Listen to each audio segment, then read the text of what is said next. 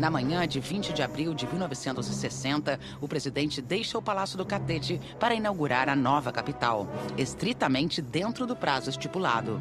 Quando, no final do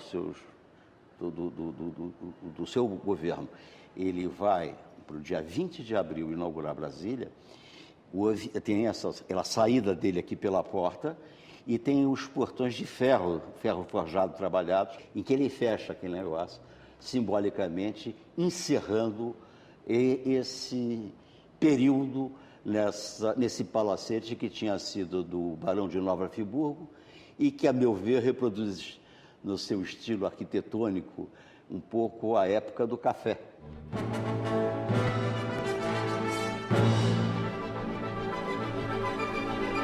A nova capital vive a festa de 21 de abril, mas a imprensa continua a polemizar.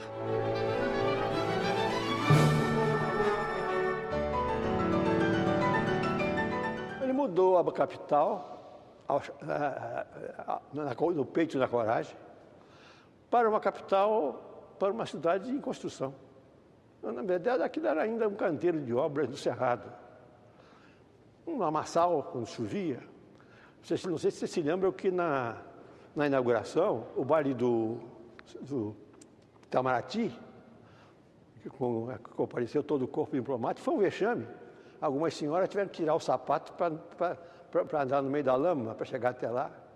Isso não era uma capital para inaugurar, é isso? E antes do baile, teve na praça, teve teve negócio de Esquadrilha da Fumaça, teve um monte de coisa.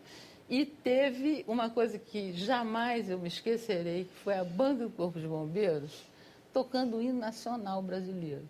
Foi a primeira vez que eu ouvi o hino nacional brasileiro como se eu estivesse ouvindo a Marselhesa em Casablanca, entende? O meu pai não foi à inauguração de Brasília. Quem foi, representando ele, foi o engenheiro Augusto Guimarães Filho, que foi a pessoa a quem ele confiou o desenvolvimento do plano piloto. E eu e minha irmã. E aí, sempre a imprensa, quando ela não saca muito o que está acontecendo, ela interpreta, né? Ela faz a sua leitura do fato. E a revista Time americana publicou uma notinha dizendo que ele não tinha ido, provavelmente estava contra alguma coisa, não tinham feito direito, enfim, insinuando coisas assim. E ele, como era seu costume, não há de ser porque era um americano que ele não ia responder, né? Aí ele mandou uma foto da minha mãe, que ele tinha perdido 3 anos antes, dizendo que ele não tinha ido à inauguração, em primeiro lugar, porque ele queria deixar o primeiro plano aos construtores da cidade, que foram Oscar Niemeyer e Israel Pinheiro. E segundo, porque a mulher dele gostaria muito de ter estado lá e ele preferia dividir o impedimento. Eu acho uma coisa emocionante até hoje. No dia da inauguração, Chateau cumpre a promessa feita a JK e imprime o primeiro jornal da capital. E o Chateau se entusiasmou tanto que fez o primeiro jornal de Brasília, que é o Correio Brasiliense, que tem prestado serviços muito importantes à cidade e ao Brasil, né? Com uma vantagem que é o nome, ele resgatou o nome do primeiro periódico brasileiro, que não era nem reconhecido, né? Que é o Correio Brasiliense, que circulou no Brasil, impresso em Londres, em 1808. Hipólito da Costa. Exatamente, né? exatamente. Que, aliás, era outro que preconizava a transferência da capital. Sim, né? foi decisivo. A nova capital é uma realidade e a imprensa começa a movimentar-se em direção ao Planalto Central. Muitos não foram, eu não quis ir.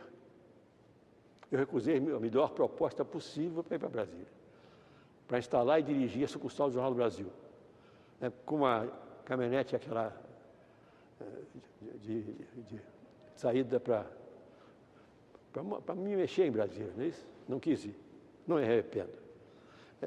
Outros não foram, outros foram, começaram a ir depois, não é isso? Uma vez o Sindicato dos Jornalistas de Brasília se fez um projeto junto com a Universidade de Brasília para escrever a história do jornalismo de Brasília. E me coube contar a história das sucursais. E eu descobri uma coisa deliciosa.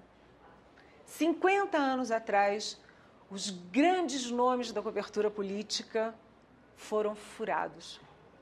Levaram um furo coletivo. Sabe por quê? Eles vieram cobrir a posse, a inauguração de Brasília. Então, eles pegaram sua malinha e vieram cobrir um evento. E chegaram aqui, foram ficando, e um belo dia descobriram, e não era um evento, é uma capital que vai virar capital mesmo. E eles não tinham onde morar, a família ficou, eles foram furados porque eles não perceberam que não era só um evento, era, de fato, uma capital que estava se instalando e que hoje tem 50 anos consolidadíssima. No mês de maio, o Observatório voltará a Brasília para falar da imprensa durante a ditadura e a redemocratização. A cidade monumento esquece os seus símbolos e o avião perde o rumo. Até lá, boa noite.